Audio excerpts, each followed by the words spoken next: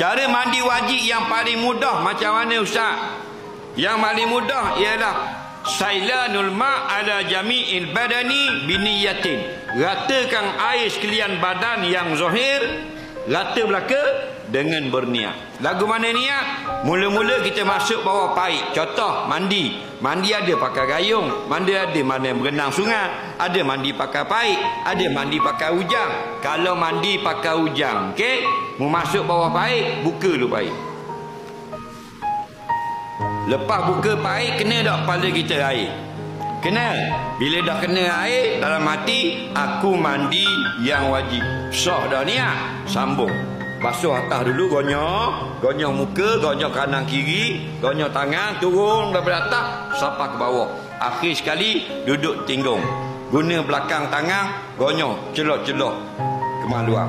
Faham lagi? Sebab kalau kita dak duduk, tidur dak duduk cakung, kita diri, punggung kita ni payah air nak masuk celah ni.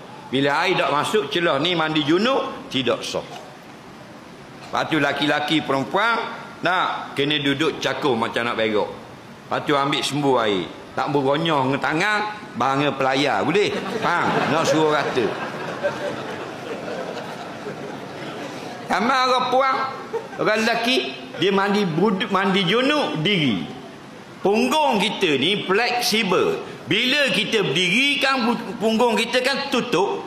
Tahu tak? Dia tutup celah ni. Boleh tak kena air? Tak boleh. Dah sah dah mandi? Dah sah. Bila duduk dia terbuka. Dah balik, dah cair balik 3 hari. Jangan buat sekarang. Balik. Tahu tak? Kena rata air celah ni.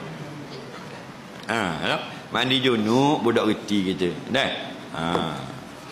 Rata air. Bila rata air baru sah mandi. Tak sah mandi kena azab dalam kubur. Kerana ramai orang kena azab dalam kubur masalah taharah. Nabi kata tanazzahu anil baul fa inna amata azabil qabri minhu.